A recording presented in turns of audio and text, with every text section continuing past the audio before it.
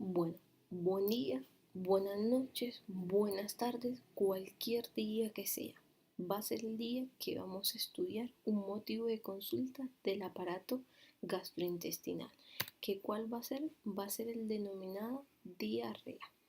Bien, chicos, para comenzar yo siempre les digo que es importante partir sobre algo que es fundamental, que es la definición sobre un signo o síntoma. Bien, la diarrea se define como el aumento en la frecuencia evacuatoria o en el contenido líquido de las heces.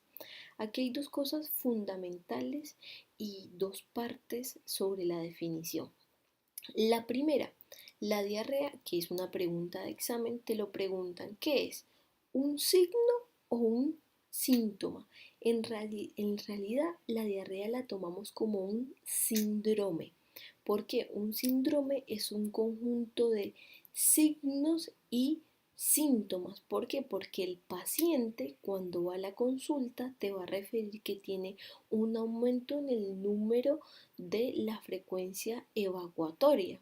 Estamos, pero en esa consulta de 15 minutos, de 20 minutos, puede que no vaya al baño, entonces no lo podemos constatar, pero creemos, como él te lo refiere, que ha aumentado la cantidad de veces que va al baño. O no solamente eso, capaz te diga, fue una vez al baño, pero la cantidad de contenido líquido fue muchísimo mayor, era totalmente líquido, ¿bien?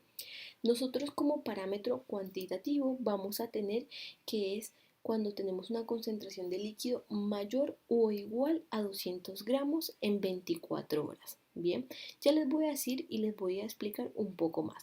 Pero fundamental, los dos conceptos y cuando lo digan en el examen es un aumento en la frecuencia evacuatoria y asimismo en su contenido líquido y hablamos de contenido líquido mayor o igual a 200 gramos en 24 horas. Bien, una vez que sabemos la definición, tenemos que pasar a algo fundamental, que es la fisiopatología de la diarrea.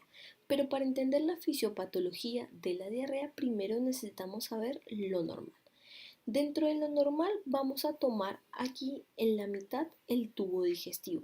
El tubo digestivo lo vamos a imaginar como si fuera un compartimento.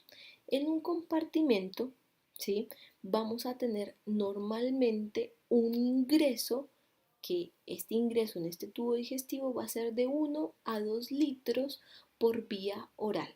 ¿Y en qué ingerimos 1 a 2 litros por vía oral? Por medio de la ingesta de los alimentos. Bien, después tenemos que se vuelcan también al tubo digestivo aproximadamente 8 litros. ¿8 litros de qué? De secreciones, pero secreciones de qué? De diferentes tipos de glándulas, las cuales se encuentran a lo largo del tubo digestivo. Entonces de eso tenemos glándulas salivales, tenemos glándulas gástricas, tenemos glándulas biliares, tenemos glándulas pancreáticas y tenemos glándulas entéricas. Estamos y esto me va a dar una suma aproximadamente de 10 litros en 24 horas de ingresos. ¿Qué pasa con todo este líquido que llega al tubo digestivo? Pues tenemos un proceso de absorción o de egreso si solo lo vemos como un compartimento, pero en este caso sería de absorción. Y tenemos 9 litros que se absorben en el yeyuno, en el ileum, y me llegan al colon 1 litro. De ese litro, 800 a 850 mililitros se absorben en el colon derecho. Estamos y me quedan 150 mililitros que son aquellos los cuales me generan la materia fecal en el día. Entonces vamos a tener esos 150 mililitros, es fácil, matemática. Si 10 ingresan y 9,850 se absorben, ¿cuánto queda? 150 de la materia fecal. Eso es lo normal. Ahora sí es la fisiopatología, que vendría a ser la alteración para la diarrea. Recordemos un poco cómo era la definición, que teníamos dos cosas fundamentales, un aumento en la cantidad defecatoria y un aumento en el contenido líquido. ¿Y cómo vamos a tener ese aumento en el contenido líquido? Pues cuando tenemos un desequilibrio, pero un desequilibrio ¿en qué? en los procesos de ingreso o en los procesos de absorción. ¿Qué quiero decir con eso? Que por diferentes microorganismos o por diferentes patologías vamos a tener una cantidad de líquido que ingresa al tubo digestivo que sobrepasa la capacidad absortiva del tubo digestivo y como resultado vamos a tener mayor cantidad de líquido que llega al colon derecho y si tenemos mayor cantidad de líquido, ¿cómo definíamos la diarrea? Como el aumento en el hábito evacuatorio o asimismo en su contenido líquido. O por el contrario, podemos tener diferentes tipos de patologías o alteraciones en las cuales tenemos alteraciones en los procesos de absorción o de egresos del tubo digestivo y por ende si no podemos absorber, ¿qué va a dar como resultado? Que en este colon derecho me va a llegar mayor cantidad de líquido y si tenemos mayor cantidad de líquido vamos a tener que la definición de la diarrea. Entonces ese desequilibrio, chicos, es la fisiopatología de la diarrea. Una alteración en los procesos de ingreso y una alteración en los procesos de absorción. O una o en otra o hay muchas patologías que engloban los dos procesos. Una vez que nosotros sabemos la definición, ¿qué sabemos la fisiología? La fisiopatología, vamos a la clasificación. La mejor forma de clasificarlo es según el tiempo de evolución. ¿Qué quiere decir el tiempo de evolución? ¿Cuánto tiempo lleva el paciente presentando esta alteración? ¿Está? Entonces, dentro de este tiempo de evolución vamos a tener las denominadas diarreas agudas, que son aquellas las cuales tienen una duración aproximadamente menor o igual a 2 semanas. Tenemos las diarreas crónicas, aquellas las cuales tienen una duración mayor o igual a 4 semanas y tenemos unas borderline o denominadas persistentes, que son aquellas las cuales tienen una duración de 2 a 4 semanas. Dentro de los mecanismos fisiopatológicos, los cuales me pueden decir cuáles son las causas de los tipos de diarrea, vamos a tener que dentro de las causas agudas tenemos las causas infecciosas en primer lugar, después las causas medicamentosas, que dentro de las causas crónicas vamos a tener las causas inflamatorias, las causas osmóticas, las causas secretorias o alteraciones en la motilidad y en la absorción. Nota aparte que espero que entiendan al final de la clase. Hay muchos microorganismos que utilizan este mismo mecanismo de acción para generar diarrea, pero como se presenta menor a 2 semanas, se toma como diarrea aguda. Pero esto es como una forma para explicarles los mecanismos fisiopatológicos de los cuales me generan la diarrea. ¿Estamos? Sigamos. Comencemos con la primer apartado. La diarrea aguda. Dijimos menor a 2 semanas. La primera causa infecciosa. ¿Qué me puede infectar al ser humano o al tubo digestivo? Los denominados microorganismos. Se los puse en orden de frecuencia, que eran lo más frecuente. Tenemos primero los virus, segundo las bacterias, tercero los parásitos y cuarto los hongos. En orden de frecuencia de que me generen diarrea. Estamos, estos virus tienen algo que se denominan las toxinas, que las toxinas van a ser los mecanismos por los cuales me pueden generar patología en mi tubo digestivo y dentro de estas toxinas las vamos a clasificar como las denominadas enterotoxinas, las neurotoxinas, las citotoxinas y las enteroadherentes.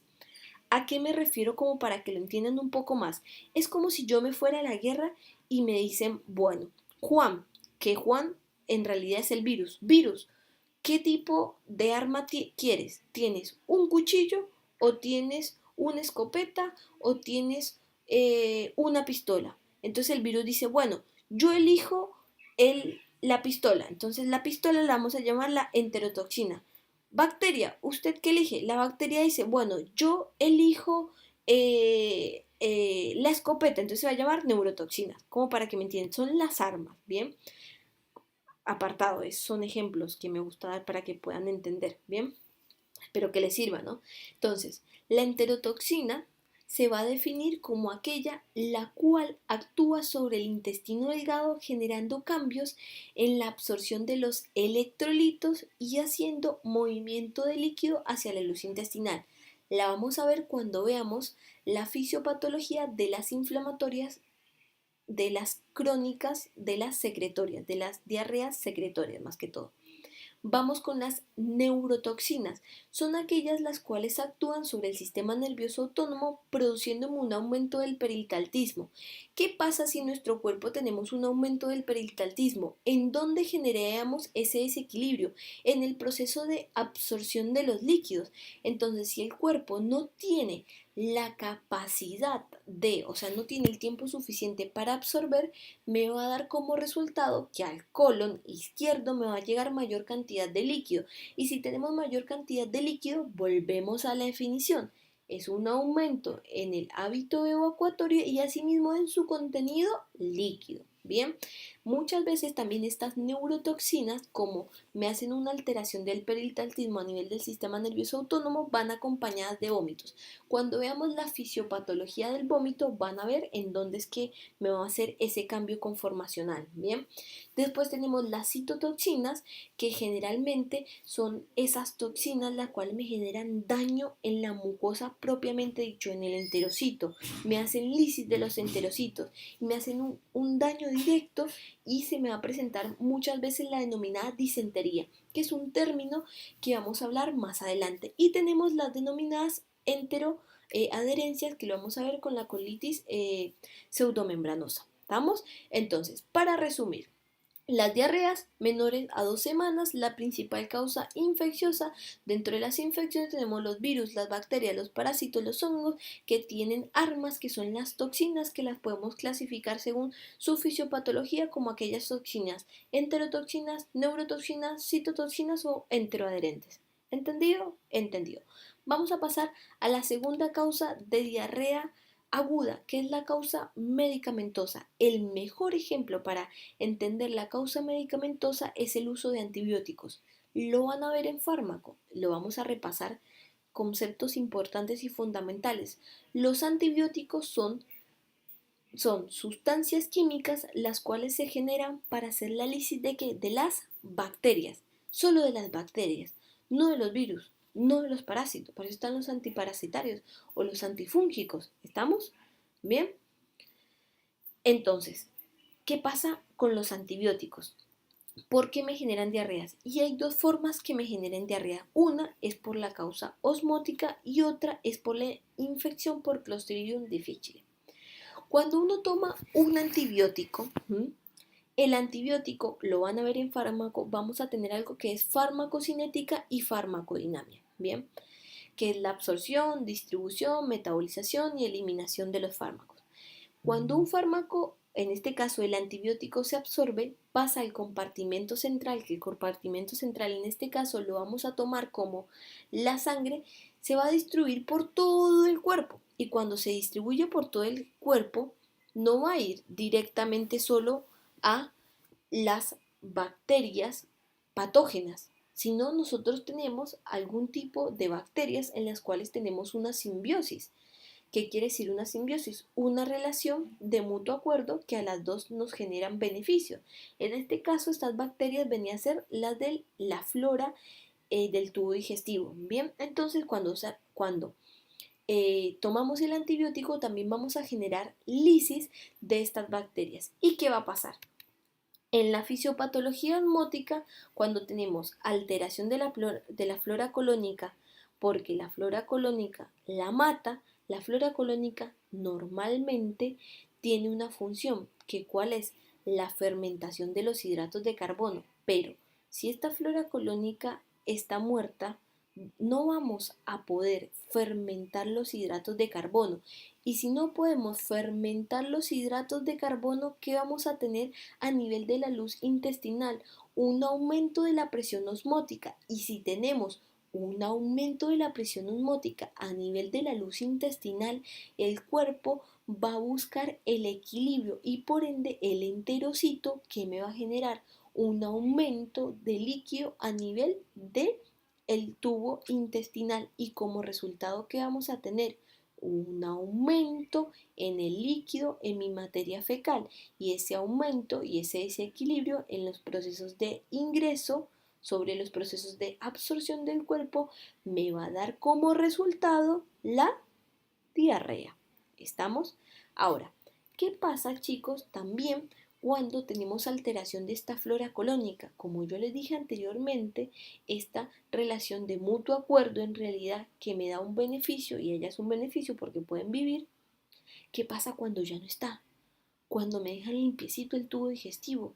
Va a venir, tenemos en esto serían microorganismos microorganismos como el Clostridium difficile, que el Clostridium difficile es oportunista. ¿Qué quiere decir oportunista? Que aprovecha que se murieron y dice, papá, me dejaron la casa sola, vamos a hacer una fiesta. Y empieza un proceso de reproducción en general y me genera toxinas y me genera unas toxinas que son, ¿vieron las toxinas que anteriormente vimos que eran enteroadherentes? Bueno, en este caso me va a generar unas toxinas que son enteroadherentes y me va a generar una pseudomembrana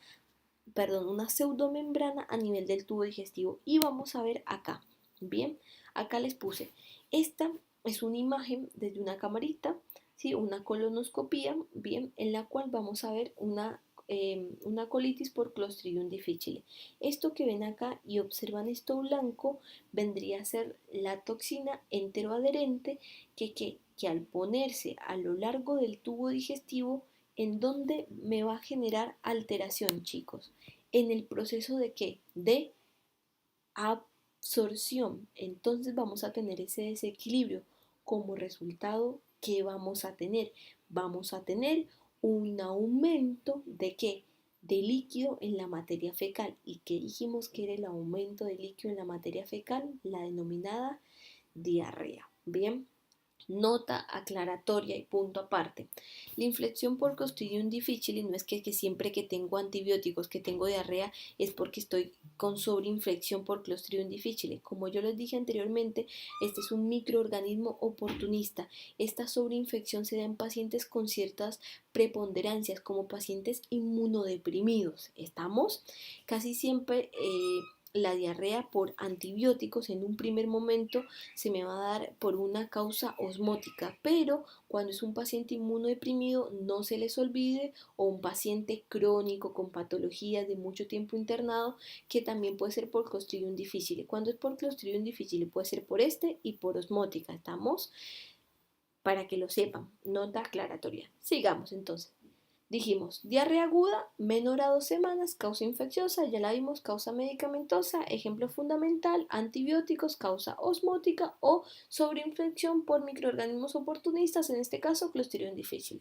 Entendido, ya vimos la primera parte de la diarrea aguda, ¿está? Ahora vamos con nuestra diarrea crónica, segundo apartado. Que dijimos que la diarrea crónica era aquella mayor a 4 semanas. Dijimos varias eh, causas o fisiopatologías. La primera vamos con la causa inflamatoria. ¿Qué vamos con la causa inflamatoria? Recordemos un poco algo de patología. Algo que me parece fundamental es que si ustedes entienden inflamación, entienden toda la materia, porque es la base de la patología. Y no solo entienden casi toda la materia, sino que entienden muchas, o sea, una gran cantidad de enfermedades, porque la inflamación es una respuesta impresionante del cuerpo. Repasemos un poquito cómo es la definición de la inflamación. La inflamación se define como la respuesta de un tejido conectivo vascularizado ante una noxa, con un fin de eliminarla, y si no puede eliminarla, la circunscribe, ¿no? Entonces, eso, un contenido aparte. Ya saben cuál es la definición. Ahora, vamos con el ejemplo fundamental.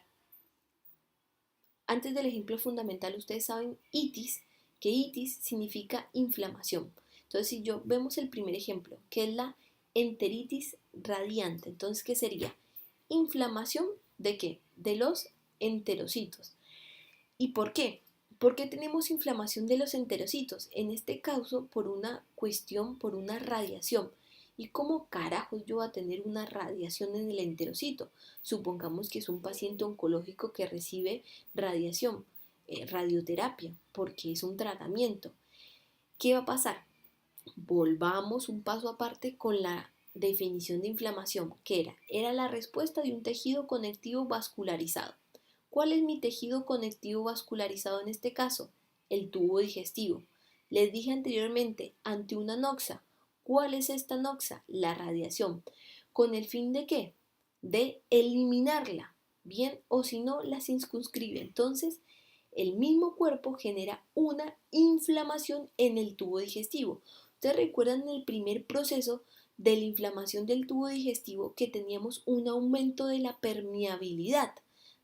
A nivel de las células y unas diferencias de presiones y me generaban algo que era en un primer momento un transudado por una diferencia de presiones. Entonces, este transudado, si lo traspasamos al tubo digestivo, ¿qué tendríamos?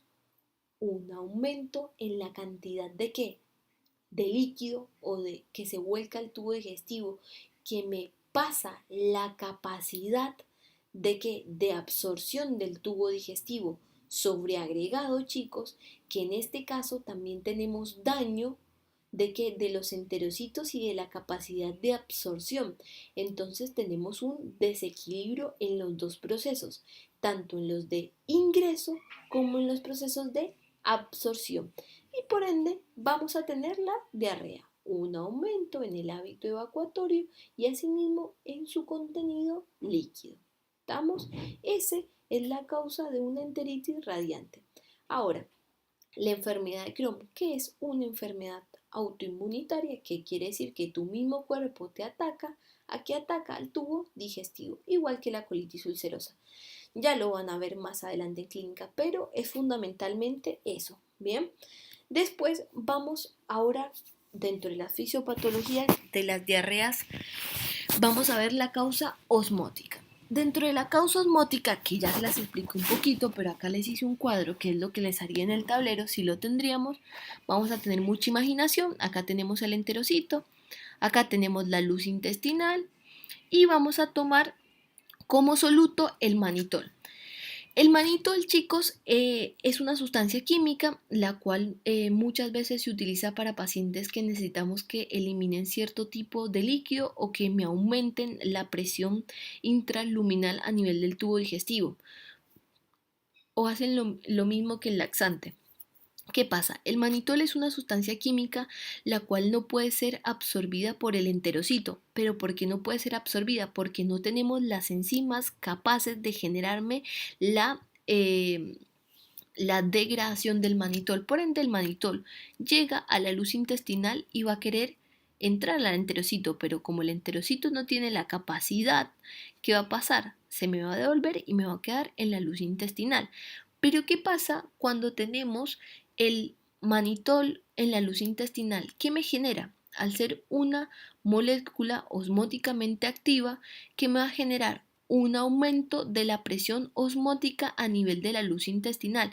Si me genera un aumento en la presión osmótica a nivel de la luz intestinal, vamos a tener un desequilibrio. Entonces, ese desequilibrio va a hacer que el cuerpo quiera buscar el equilibrio. ¿Y cómo hago para disminuir la presión osmótica a nivel de la luz intestinal? Pues muy fácil, libero agua. ¿Y cómo libero agua a la luz intestinal? Pues por una secreción activa del enterocito. Entonces acá, ¿dónde vamos a tener, chicos, el desequilibrio? En que vamos a tener una mayor entrada de agua a nuestro compartimento central, que en este caso es el tubo digestivo, que me va a sobrepasar la capacidad de absorción de ¿quién? De el tubo digestivo. ¿Por qué? Porque ese manitol va a ir a lo largo, mientras se elimina por la materia fecal, va a ir a lo largo del tubo digestivo y como no se puede absorber en cada momento, va a seguir haciendo ese aumento de la presión osmótica. ¿Bien? Entonces acá les puse un desequilibrio entre el ingreso y el egreso. Vamos a seguir con otra fisiopatología de la diarrea crónica, que es la diarrea secretoria. Ya les voy a hablar un poquito, les voy a hablar sobre esta. Vamos a tener otra vez a nuestros enterocitos, nuestra luz intestinal y vamos a repasar algo normal, de la fisiología normal. Ustedes saben que cuando nosotros ingerimos alimentos por diferentes procesos y demás, se va a hacer la degradación y vamos a tener por medio del enterocito la absorción de nutrientes. Pero este enterocito también va a hacer la absorción de electrolitos. Electrolitos como cuáles, como el sodio, como el cloro. ¿Tá? También a nivel de los espacios intercelulares vamos a tener normalmente una liberación de cloro. Bien, eso es lo normal. Un repaso muy por arriba sobre la fisiología, ¿no? Pero para que nos podamos ubicar. Ahora, ¿qué pasa? Hay diferentes tipos de enfermedades como el adenoma velloso, como un tumor carcinoide, como un carcinoma de médula de tiroide, o como diferentes tipos de síndromes, o como también diferentes tipos de microorganismos que tienen toxinas que me dan como resultado un aumento del AMP cíclico intracelular en el enterocito, ¿sí? No solo en el enterocito, ¿sí? Y este aumento del AMP cíclico en el enterocito, ¿qué me va a hacer? Que me inhiba los procesos por el cual el enterocito absorbe los nutrientes y absorbe los electrolitos. Entonces, ¿qué pasa, chicos? Si no podemos tener una absorción de nutrientes ni de electrolitos, vamos a tener a nivel de la luz intestinal un aumento de ¿qué? De la presión osmótica, ¿tá? ¿Qué va a pasar? Pero este aumento no es tan grande. También este AMP cíclico me va a generar un aumento de la liberación, de la excreción a nivel de la luz intestinal de cloro. ¿Tá? Este proceso que antes era normal, pero que estaba en equilibrio porque también se absorbía a nivel del enterocito, ¿tá? Normalmente los iones, ahora ¿qué vamos a tener? Que solo se va a poder eliminar, o sea, no eliminar, secretar, no secretar, se me puede ir hacia la luz intestinal el cloro. Bien, ¿qué va a pasar? ¿Qué es el panorama que ustedes ven ahora? Que vamos a tener que los nutrientes no se pueden absorber, que los electrolitos, el sodio y el cloro no se pueden absorber y que sobre agregado tenemos una estimulación constante para la liberación de cloro a nivel de la luz intestinal.